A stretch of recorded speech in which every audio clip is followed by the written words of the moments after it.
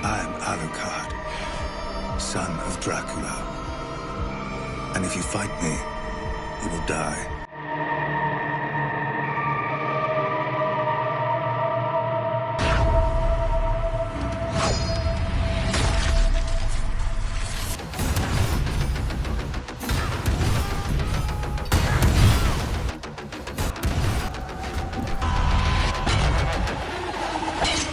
Want to be the most insane spell blade in the game, blowing up your enemies while raining down crits like an absolute god?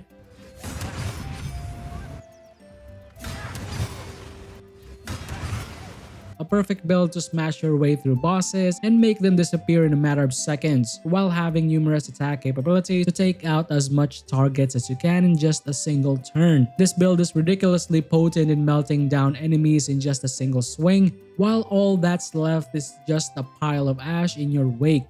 Able to attack 6 to 7 times and can eliminate groups of enemies like weaving through target to target, unleashing your spell blade fury. This build showcases the power of one of the most underwhelming subclasses, which is the Bladesinger, and turns it into a god among other classes. We're gonna combine the best new subclasses to turn this flop of a subclass into a hero worthy of being one of the strongest burst attackers in the game. As mentioned earlier, we're gonna use the Bladesinger subclass as the base. This new subclass was introduced in patch 8, which provides the Blade Song ability. This ability will add additional AC, move speed, and saving throw for as long as you are not wearing medium or heavy armors. You'll also get different weapon proficiencies for daggers, long swords, short swords, scimitars, sickles, and rapiers. More on the weapons in a second. What's interesting is the wizard's innate ability to learn and hoard spells like no other class in the game by just learning everything through scrolls. This is perfect for a spellblade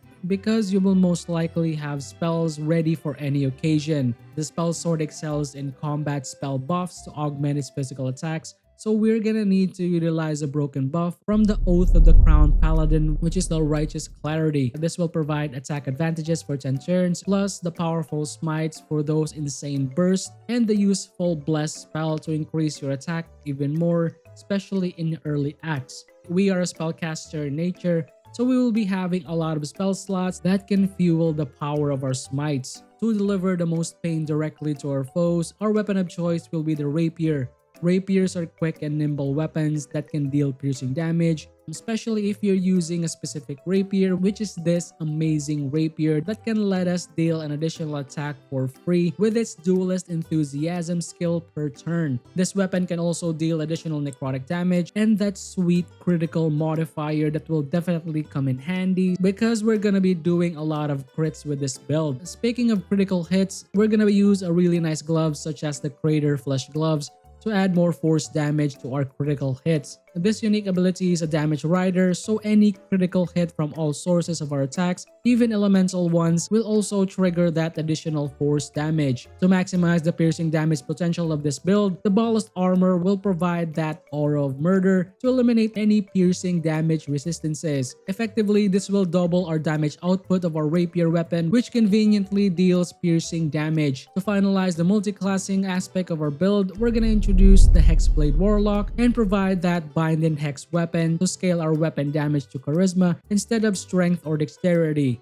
Plus the all-important decreasing the amount of rolls that we need to land a critical hit. We'll also take advantage of the Booming Blade ability for that additional thunder damage burst, plus the Booming Blade effect. To take this ability even further, we're gonna utilize that thunder damage and infuse it to our follow-up attacks using the Ring of Elemental Infusions ability to infuse weapon damage. So whenever we use our Booming Blade cantrip, our follow-up melee attacks will also deal that thunder damage. Pair this up with numerous buffs that we can do as a spellcaster like Mirror Image to increase our AC, effectively pushing our total AC to 37 with the help of the Blade Song ability buff. We'll also use the powerful haste that'll give us an additional attack for 10 turns. Combined with the extra attack of the Bladesinger, we can dish out 4 attacks plus 1 using the Rapier's ability. To increase the amount of attacks some more, we're also gonna use the Elixir Bloodlust that will give us an additional 2 more attacks once we kill our targets. All of our attacks to 7 in just a single turn. With this amount of attacks that we can do, we can definitely burst down a lot of enemies in just a single strike. Plus, you're ridiculously hard to hit because of your really high AC. You can simply just weave your way through groups of foes like a storm of death. All that is left is to add more critical modifier gear and some other items to make this spell blade a god. Items like the Saravox helmet as our headpiece that will grant night vision and a critical modifier, cloak of protection for that +1 AC in saving throw.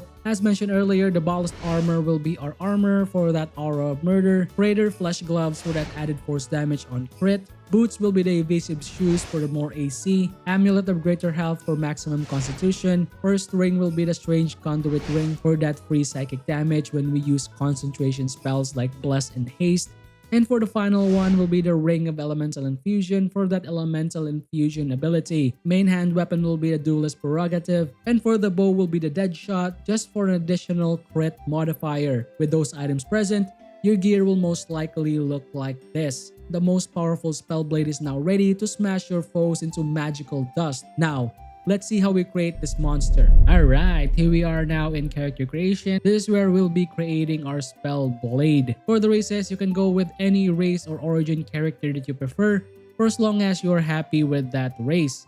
But if you want to min-max everything, there are 2 races that I would recommend for you to check out, which is the half-orc and the elf. Starting with the elf, you have really nice race features such as Fey ancestry that can prevent you from being charmed or sleep, as well as the dark vision. Aside from that, elven weaponry is not really effective, but you do have a really nice sub-race, which is the wood elf, that will increase your move speed by 1.5 meters. This is really useful if you want to get up close and personal as quickly as you can. For the half-orc, you have some really powerful race features, which is the savage attack. When we land a critical hit with our melee weapon, we can deal additional dice of weapon damage. For the classes, we're gonna start off as the wizard. We're gonna need to grab the spell blade subclass as early as possible. For the cantrips, grab any cantrips that you prefer. You can skip out with the booming blade because we're going to be acquiring that later on, so you can grab any utility cantrip that you might want to get, such as Ray of Frost, Shocking Grasp, or maybe Toll the Dead to make it much more useful.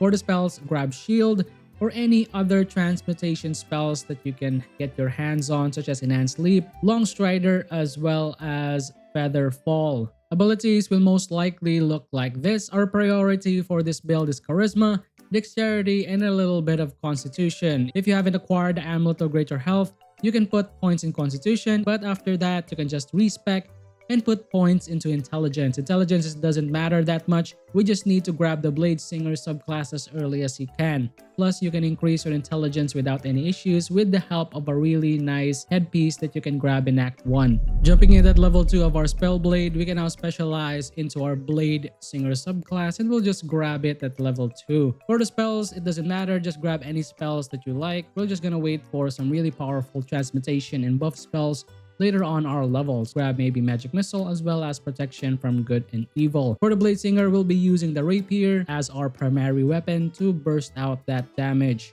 Level 3 of our wizard will be introducing our second multi-class of the build in the form of our Hexblade Warlock.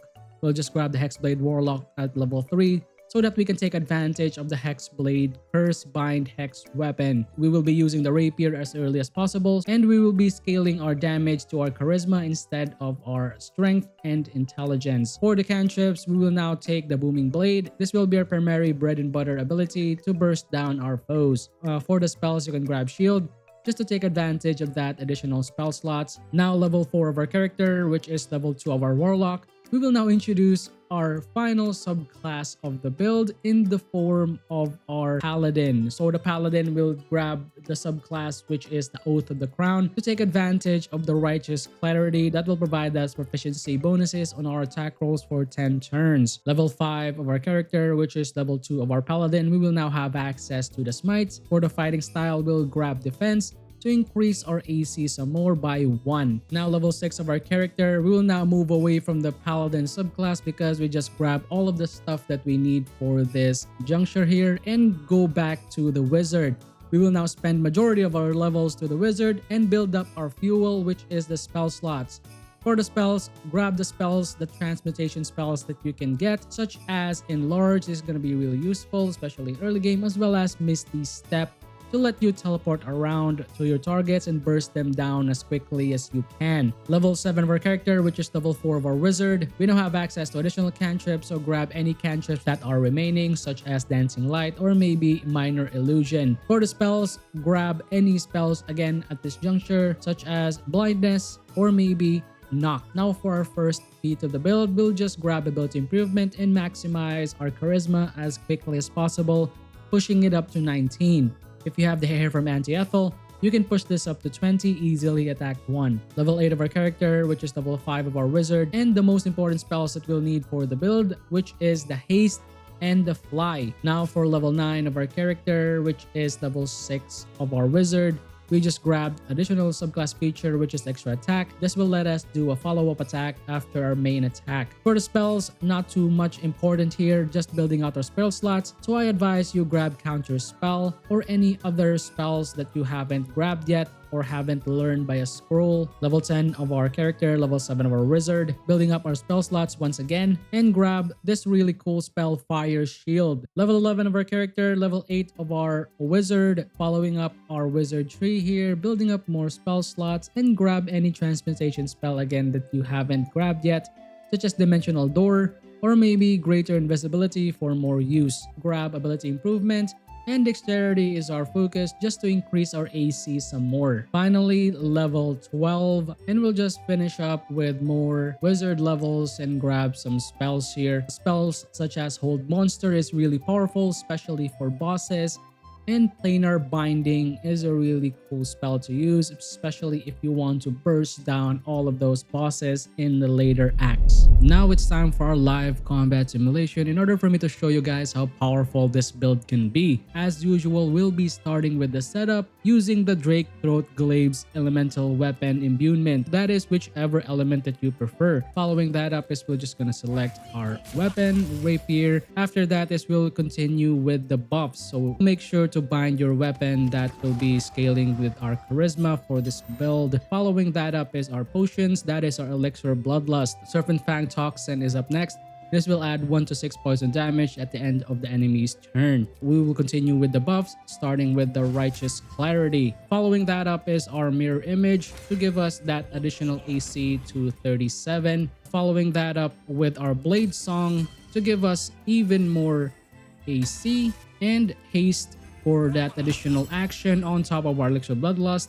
Really give us the additional defense, we will be using our Fire Shield. You actually have an option to not use this spell. Just for the purpose of this video, I'll just be using the Fire Shield instead. Now our Bladesinger is finally ready to obliterate our foes, starting with our combat. Now we're gonna start off the battle. With our Bladesinger build and try to obliterate this boss as quickly as we can. I'll be opening up the combat logs at the right side so you guys can see the numbers on how ridiculously powerful this build can be. So for starters, we're gonna use the Booming Blade and try to eliminate this boss, and believe me, this boss is gonna be gone in a couple of seconds. So just use Booming Blade, activate Luck of the Four Realms just for good measure.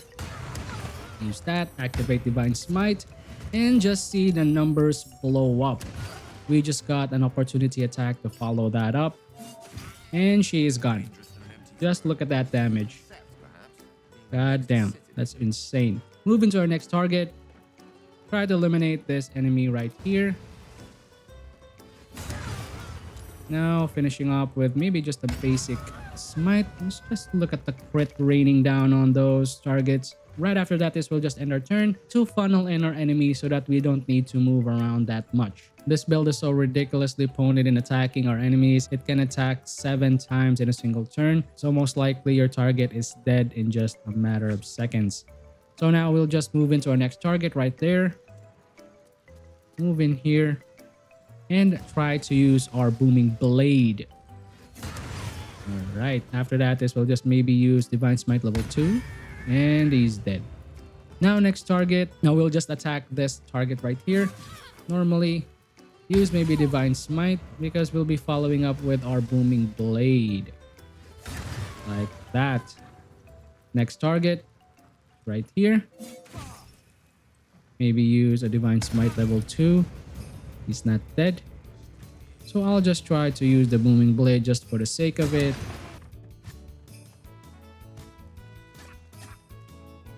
So now we'll just use the booming blade once again to eliminate this target. And wow, that damage is insane. We'll just use level 3 just to take her out.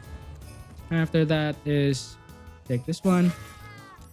Maybe just for this example, I'll just use Withering Cut just to show you guys that we can deal additional necrotic damage to that target. And we'll just use Booming Blade. Now to eliminate her, we'll just use maybe level 4. He's gone. And move into our next set of prey right there. Attack with extra attack.